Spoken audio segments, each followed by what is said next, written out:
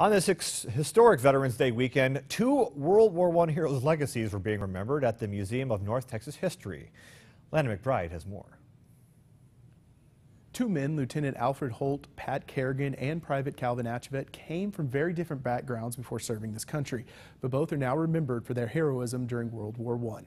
Lieutenant Pat Kerrigan was the grandson of Judge Barwise, who is considered by some a founder of Wichita Falls. Kerrigan left classes at the University of Texas to serve his country. They were nationalized, and he went to France as a second lieutenant and was killed getting one of his men, private, out of the barbed wire in no man's land.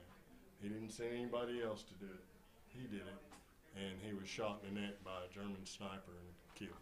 Private Calvin Atchevet was a member of the Comanche Nation and was a Comanche code talker during the war.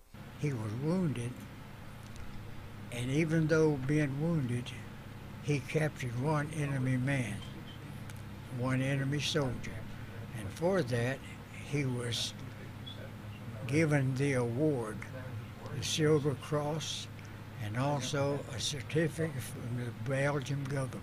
Robert Atchevet didn't know his uncle was even in the military for years, but he's glad he gets to share his uncle's story.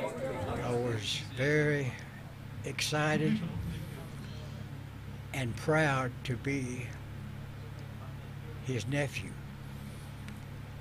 And as the years have gone by, the Comanche Nation has honored my Uncle Calvin at all military functions. It's very heartening to be able to tell my story, especially the native people, how we were not treated.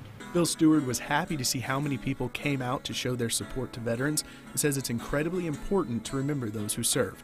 It's fulfilling a necessity, and especially when it comes to sacrifice. Sacrifice can be interpreted many ways, but today we saw 2 prime examples of sacrifice in Pat Kerrigan and in Calvin Atchevet, who came from 2 completely different walks of life. I was pleasantly surprised at the crowd that we've had down here. It's a real tribute to those who sacrificed.